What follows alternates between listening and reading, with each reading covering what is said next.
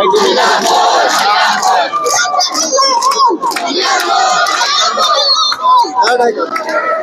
Card नहीं है।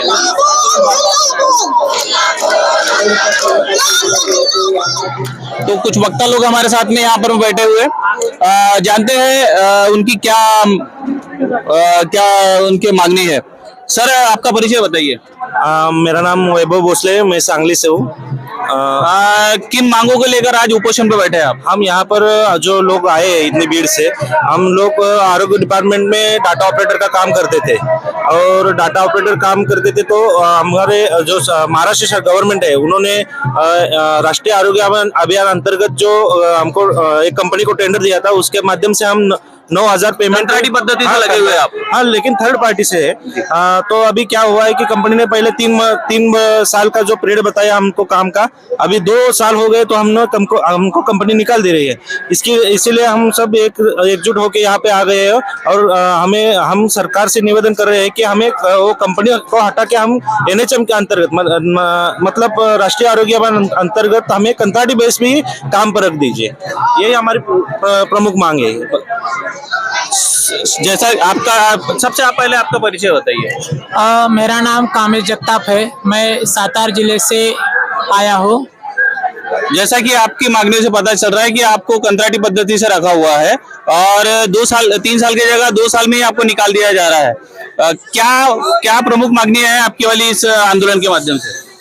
हमारी जो प्रमुख मांगनियां है, इस सरकार को इतना ही कहना है कि जो बीच में ठेकेदार थे उन्होंने ठेकेदारी दिए थे समय 3 समय का कालावधि हमको बताया गया था। उन्होंने उनका समय पूरा ना करते हुए 2 साल 2 महीने में ही कुछ लोगों को काम से निकाल दिया गया। कोई ऐसे भी है कि जिनको 1 साल पूरा होने के बाद भी निकाल दिया है। तो हम ये कहना चाहते हैं कि हमारा 3 साल पूरा ना होते हुए भी हमको कैसे आपने निकाल दिया। यही हमारी गुजारिश है सरकार से कि हमको 3 साल पूरा करना चाहिए था। नहीं, हमको अभी तो कंपनी भी नहीं चाहिए। जो NHM के थ्रू केंद्र शासन से 18,000 मिलते थे हमको मानधन के तौर पर मिलते थे, वो कंपनी को मिलते थे। ठीक है, कंपनी हमको शिकाऊ उम्मीदवार बोल के 9,000 विद्या वेतन दिया करती थी। वो हमें मिलता था, वो भी बहुत देर से मिलता था, कभी कभी 2-2, 3-3 महीने हमको वो विद्या वेतन नहीं मिलता था। तो हम सरकार से इतना कहना चाहते हैं, आपने जो ये ठेकेदारी लगा के रखी है उसको हटाओ और सीधा हमको आपके साथ मिला लो। जो 18,000 है ईमान वेतन मिलता है वो हमको दे दो। यही हमारी इसी के लिए हम यहाँ पे बैठे हुए हैं। बहुत साल 35 दिन हो गए हम इधर बैठे हुए हैं। सर, एक तरफ तो पूरे देश भर में कॉन्ट्रैक्ट बेसिस पे सारी भर्तियां हो रही है। महाराष्ट्र में भी एक GR निकला था जिसमें कॉन्ट्रैक्ट बेसिस पर भर्तियां की जानी थी। देश भर में LPG लागू हुआ 1981 में। उसके बाद में कोई विरोध नहीं हुआ। सबको ऐसा लगता था कि अगर प्राइवेटाइजेशन अगर हो जाएगा तो चीजें बहुत अच्छे से हो जाएगी। तो अभी क्या उसके दुष्परिणाम दिख रहे हैं? पहले आपका परिचय बताइए। मेरा नाम विनायक कांबळे है, मैं सोलापुर से हूँ। प्राइवेटाइजेशन के दुष्परिणाम दिख ही रहे हैं। अभी जो आपकी युवा पीढ़ी है उन्हें फ्यूचर में कोई सिक्योरिटी नहीं मिल रही है प्राइवेटाइजेशन के हुए। कभी भी जॉब से निकालना पड़ता है, 1 साल हो गया, 2 साल हो गया, उन्हें जॉब में निकालना पड़ता है। कहा तो ये भी जाता था कि एक सरकारी कर्मचारी के पगार में 4 बेरोजगार को काम मिल सकता था। तो फिर आप विरोध क्यों कर रहे हो? ये नियम जो आमदार MLA खासदार है उन्हें ही लागू पड़ता है ना। वो भी 1.5 लाख 2 लाख पेंशन लेते हैं, तो वो भी 20,000 30,000 में काम कर देगी। वो अगर सोशल वर्कर है, पॉलिटिशियन है, लोगों की सेवा के लिए अगर वो लोग है तो वो ये सब फैसिलिटी क्यों लेते हैं?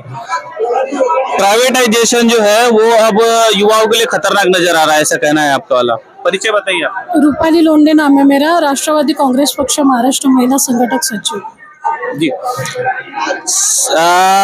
एक बड़ा फैक्टर राष्ट्रवादी कांग्रेस बीच में महाराष्ट्र की राजनीति में बना था। क्या अभी ये बड़ा फैक्टर कम होते नजर आ रहा है? मैं अभी फिलहाल ये बच्चों के लिए यहाँ पे बैठी हूँ, तो वो चीजों पे मैं बात करना जरूरी नहीं समझूंगी, क्योंकि अभी ये जो प्रश्न है ये युवाओं के लिए है और इनका ये प्रश्न माननीय हमारे आदरणीय तो युवाओं का प्रश्न मैं आपसे पूछता हूँ कि पूरे देश भर में एक डाटा सामने आ रहा है कि हर रोज 36 बच्चे आत्महत्या कर रहे हैं, पढ़े लिखे। तो क्या लगता है इसके पीछे क्या कारण होगा? अभी जो आप जैसे बोल रहे थे बदलाव आया है, तो वो बदलाव ही इन सब चीजों का कारण है, क्योंकि ये बच्चे माननीय आरोग्य मंत्री साहब के पास गए थे, पर उन्होंने बहुत गंदी तरीके से इनको धुतकार के भेजा गया है। साथियों, आपने देखा कि जिस प्राइवेटाइजेशन का पहले वाहवाही की जाती थी, ऐसा कहा जाता था कि जो सरकारी क्षेत्र है वो बहुत स्लो काम करता है और एक सरकारी कर्मचारी के जगह पर 4 बेरोजगारों को नौकरियां दी जा सकती है। लेकिन आज उसी प्राइवेटाइजेशन के जो दुष्परिणाम है ये पूरे देश भर में दिखाई पड़ रहे हैं। आज जो युवा बड़े पैमाने पे अपने वोट के अधिकार का इस्तेमाल करके जो सरकारों को चुन के ला सकता है, गिरा सकता है, उस युवाओं को भी आज यहाँ पर में ओपोजिशन पे बैठना पड़ रहा है। आने वाला समय इन युवाओं को और आने वाले युवाओं के लिए किस तरह का होगा ये तो आने वाला समय ही बताएगा। मैं राकेश गजबी, कैमरामैन सचिन श्रीराम के साथ नागपुर। धन्यवाद।